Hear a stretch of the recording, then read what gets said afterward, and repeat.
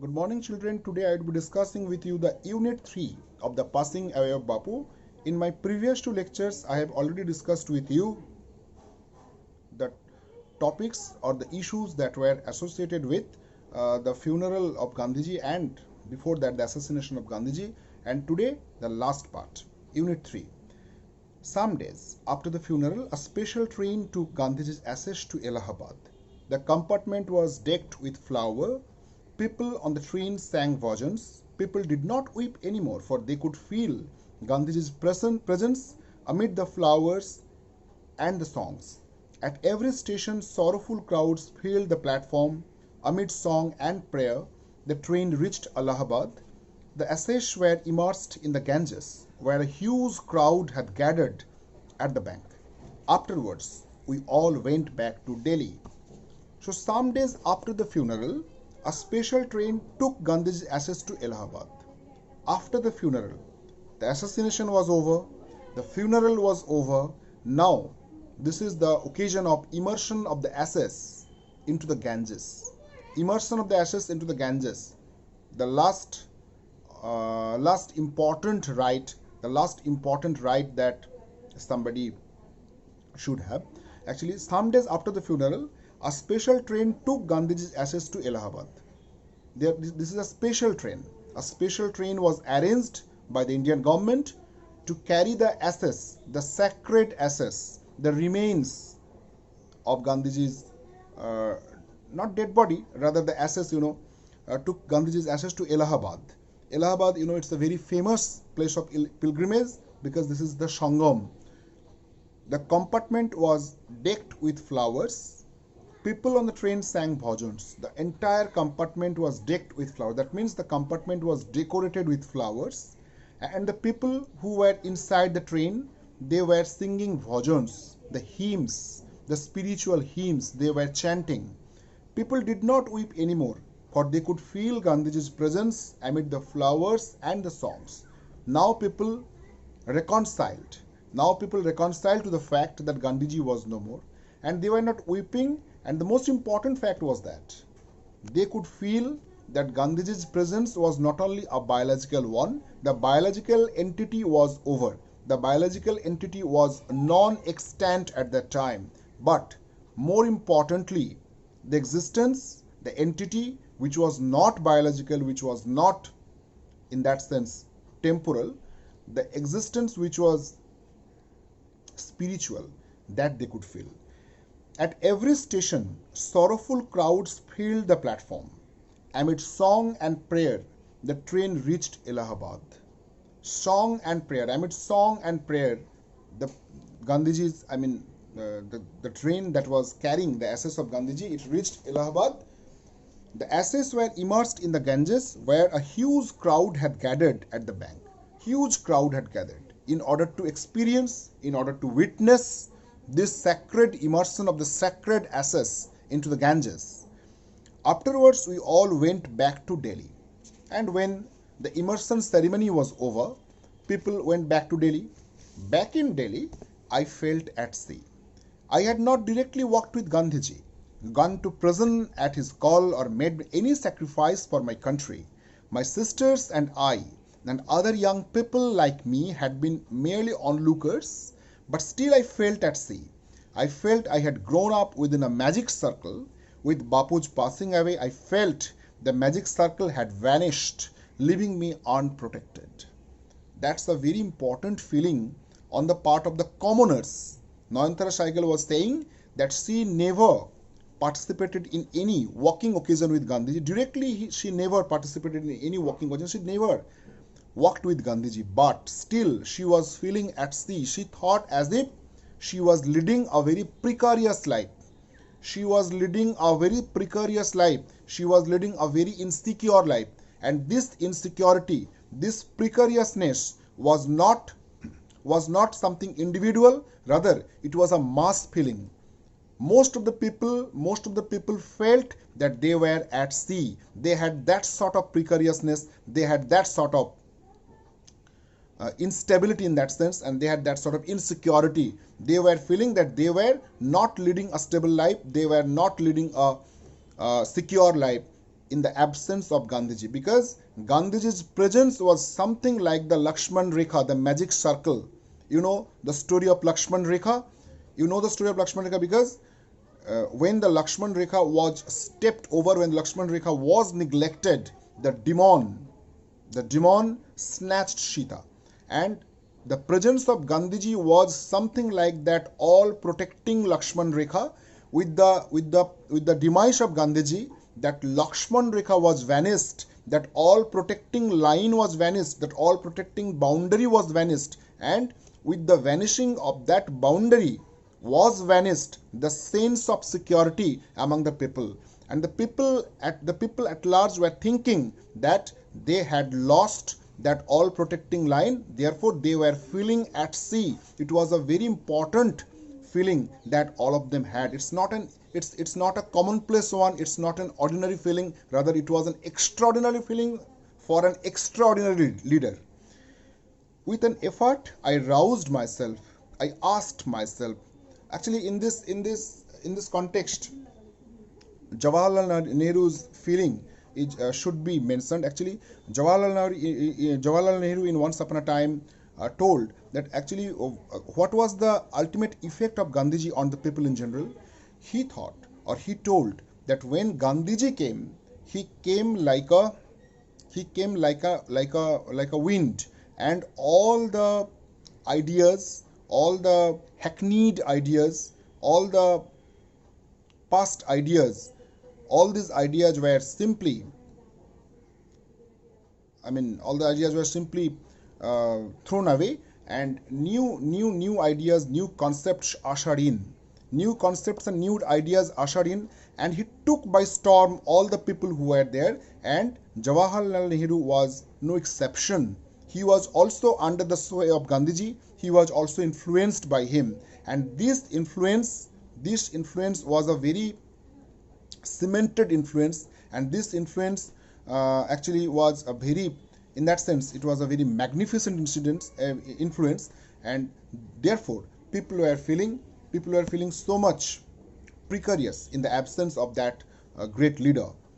With an effort I roused myself. I asked myself, had Bapu lived and died for nothing? How could I so easily lose courage when he was no longer there? My values were not so weak. Millions of people would have been ordinary folk but for Bapu. He brought them out of indifference and awakened them to one's another's suffering. What if Bapu is gone? We were still there, young, strong, and proud to bear his banner before us. Bapu had passed away, but his India would continue to live in his children. Actually, the epithet Mahatma, it was given by Rabindranath Tagore. Rabindranath Tagore for the first time called him Mahatma. Actually, this term Mahatma, or this epithet Mahatma, was not given to him in any conventional religious sense, rather in a much deeper sense. Because Gandhiji himself as an individual, at first he himself defeated all the cowardice that people generally have, or he generally had, or people generally have. He at first defeated all those cowardice himself. Then he taught people to fight the cowardice and defeat the cowardice. Therefore he was a Mahatma. And such a Mahatma, such a great soul passed away.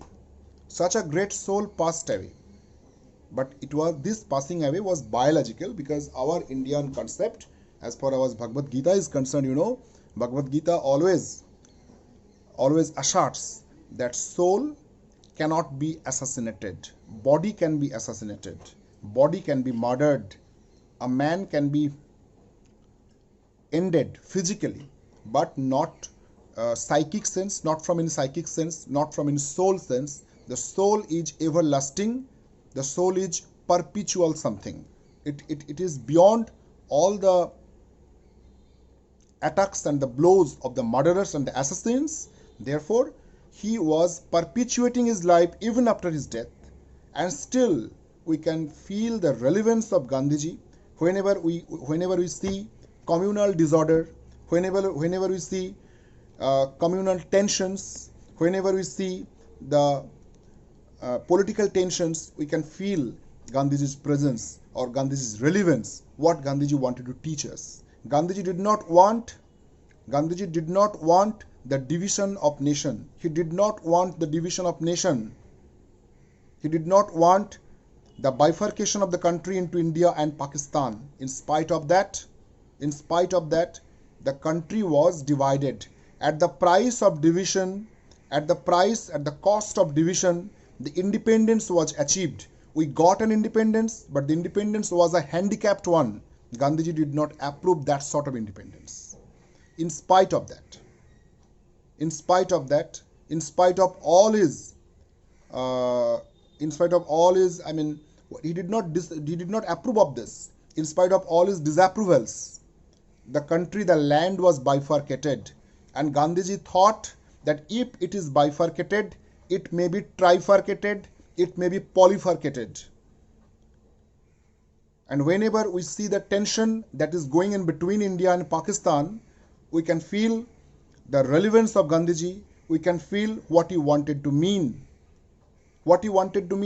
In order to avoid this division of India and Pakistan, he also suggested that it's better even Jinnah should be the Prime Minister of India. But people of that time did not approve of his idea, did not approve of his suggestions, and India was bifurcated. And still we are suffering the pain of that bifurcation. India was vivisected. Still we are suffering the pain of vivisection. Still we are suffering the tension that is ongoing in between the two countries. So that sort of farsightedness Gandhiji had, but of that time the leaders did not pay heed to his concepts, his ideas. So when India was free, when India ultimately got independence, Indian government, actually Gandhiji did not join the glorious ceremony that was observed in Delhi. He preferred to be, on that day, on the side of those people, the toiling mass, the people who were suffering, the people who were finding the values of life in the dust. He wanted to be with them. He did not join the glorious observation, the glorious ceremony of India's independence. And when he was asked for a particular message to give, he told that the very source of my message has run dry. He told the very source of my message has run dry. He could not approve of the bifurcation of the country. He could not approve of the amputation of the country. He could not approve of the vivisection of the country. In spite of that, it happened. In spite of that, he happened. Before the assassination of Gandhiji, we had already assassinated the values that Gandhiji wanted to teach. The ideological assassination or the attempt to assassinate the ideologies of Gandhiji was taken much earlier than the attempt to, or the assassination itself, the physical assassination. So that's very important. That we have to take into our consideration. So with an effort, I roused myself. Nayantara Saigal is saying that with an effort, she wanted to rouse herself. This arousal is important.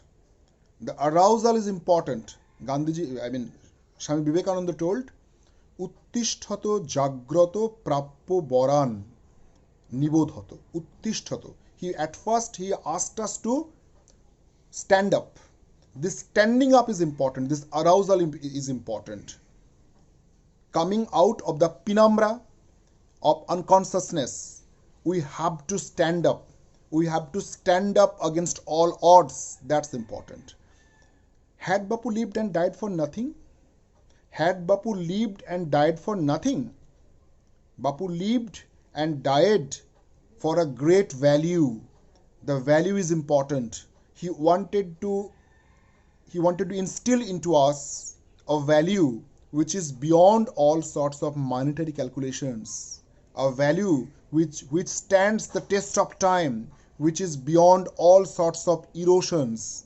He wanted to instill into us that value, but there is no denying the fact that we failed to inculcate that value. How could I so easily lose courage when he was no longer there? My values were not so weak. But as far as the values of Nayantara Sehgal is concerned, she is affirming that her values were not so weak. Her values were firm. Her values were steadfast. Her values were resilient. Therefore, she won't feel herself to be weak. She won't let the debilities enter into his soul. Millions of people would have been ordinary folk but for Bapu. But for Bapu, without Bapu, except Bapu. Millions of individuals were ordinary folk. Had there been no Bapu, millions of individuals would have been ordinary folk. That they are enjoying some special status today, that they were enjoying some significant role, is only for Bapu, Mahatma Gandhiji. He brought them out of indifference and awakened them to one another's suffering. That's important, the reciprocal relationship. Somebody is suffering, so the neighbor should not sleep. The neighbor should stand. At first she has to wake up, then she has to stand up, and then he has to do something to help that suffering people or suffering humanity in general. That is the key of success. That is the key of success of civilization, key to success of civilization. What if now Bapu is gone? We were still there, young, strong, and proud to bear his banner before us. That's important. Bapuji was no more. Bapuji was physically no more, but still we have to carry his banner. We have to carry his torch. We have to be the torch bearers in the darkness, in the spiritual darkness, in the social darkness. We have to carry his torch. We have to carry his banner. That's an important legacy that we have to continue. And if we can continue his legacy, if we can continue his torch, if we can carry his torch, his banner, then we can continue his legacy. Bapu had passed away, but his India would continue to live in his children. That is most important. Bapu had already passed away, but in spite of that, India would continue to live in his children. So this continuation is important. No people is everlasting biologically. I am harping on the matter. Biologically, no people is everlasting. No people is ever living. In spite of that, we have to carry his banner. We have to carry his torch. We have to leave no stones unturned to actually establish his values on the bedrocks of our society. If you want to make a golden society, then we have to bedrock. We have to establish the values of Gandhiji on the bedrock of that society. Otherwise, that will be a great tragedy. Gandhiji's death, Gandhiji's assassination is a great tragedy. There is no doubt about that fact. But if we can't establish his values in our society, then Ramrajya is by far, Ramrajya is a faraway concept, because Gandhiji wanted to establish Ramrajya, but this is a faraway matter. That would be a far greater tragedy than the tragedy of assassination of Gandhiji. So we have to leave no stones unturned to establish the values of Gandhiji in our society, which once upon a time he dreamed of. Thank you.